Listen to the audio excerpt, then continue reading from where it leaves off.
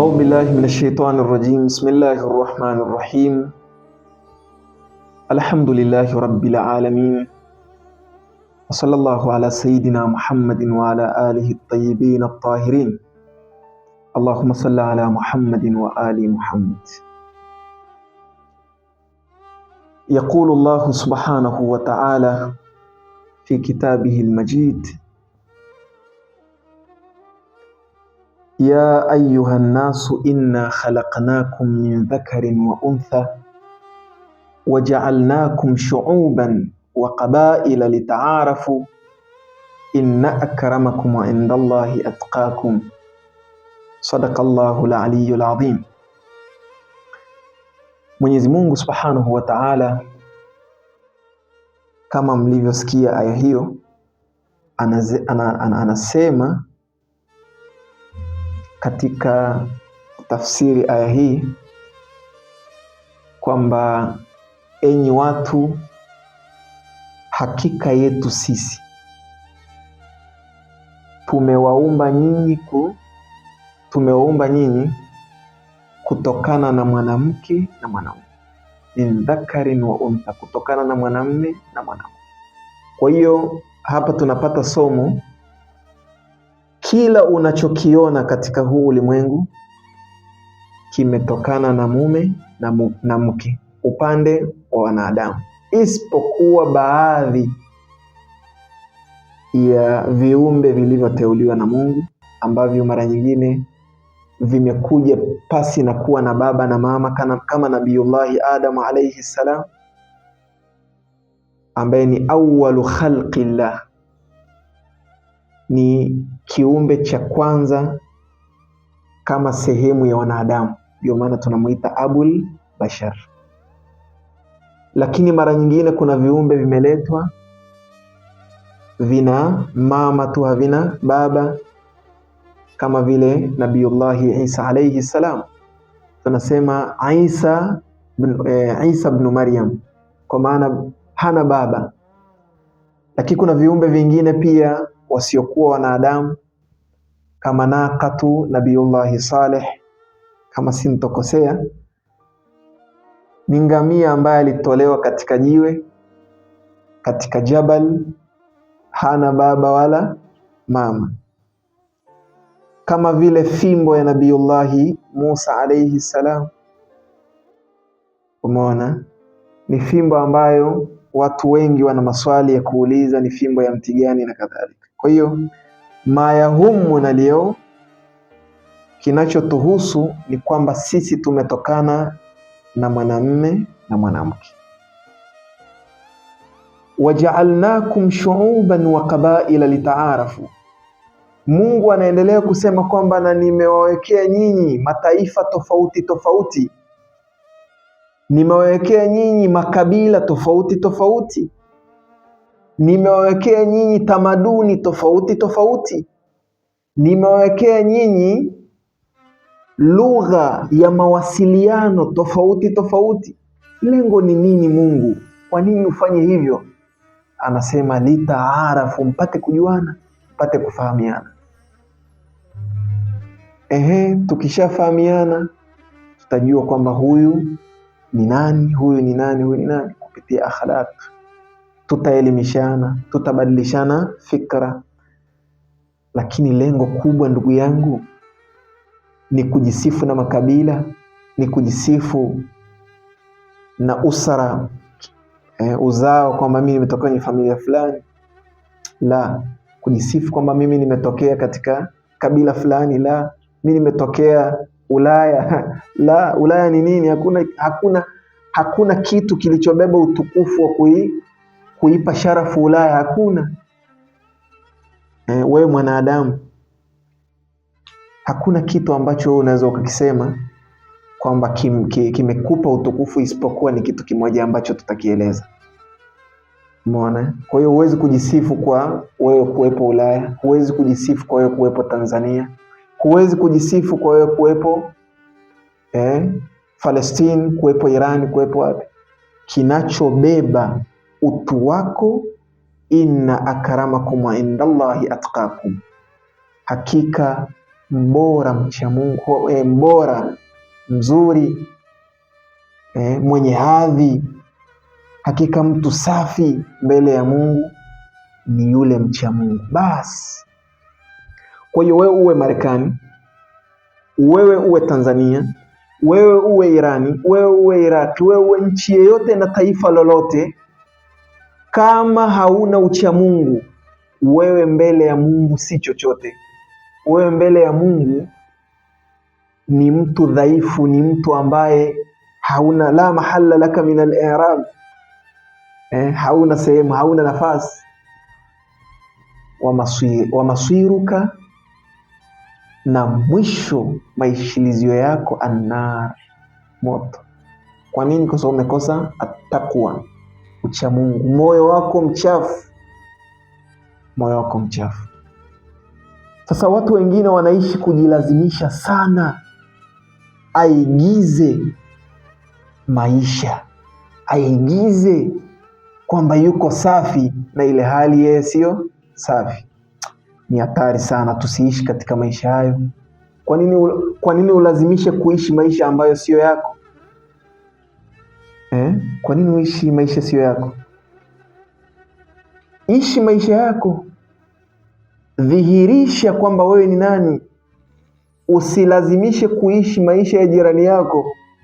Na hili sana sana tuwaambia watu, hususan hata kwa watu wenye ndoa, wanandoa. Unakuta mwanamke anamfosi mume wake aishi kama jirani yake.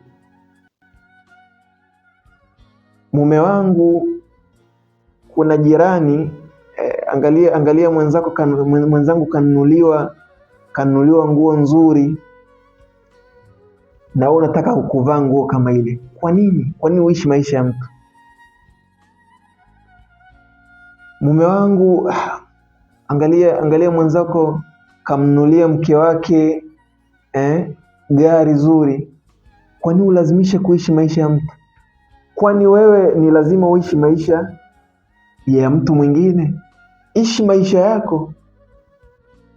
Ni masikitiko makubwa. Au la, tusizungumzie kwenye upande wa ndoa tu, na nisieleweke vibaya kwamba nawasema dada zangu, nawasema ndugu zangu, hapana.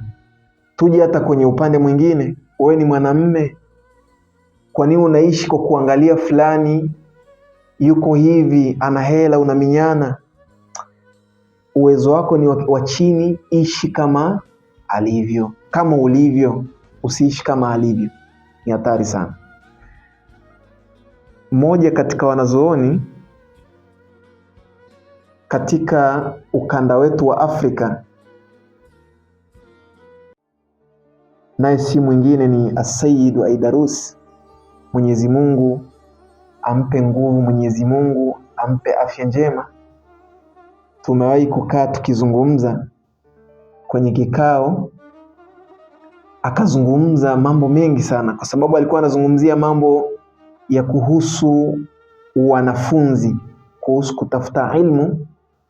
Akasema usimuige mtu ukaona mbona mimi sielewi kwa kuangalia wale watu wa juu. La, ishi maisha yako.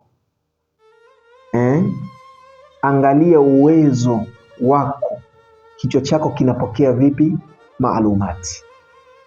Kwa hiyo usije ukafosi, utaumia. Mwenzako anapawa, akifundishwa tu darasani pale pale, akitoka amehifadhi, ameelewa, hahitaji mutwala. Kwa hiyo akifika chumbani, akifika nyumbani kwake, amerelax, ameenjoy, ametulia, hasomi, ameshika simu anachezea. Usimuige, ishi maisha yako.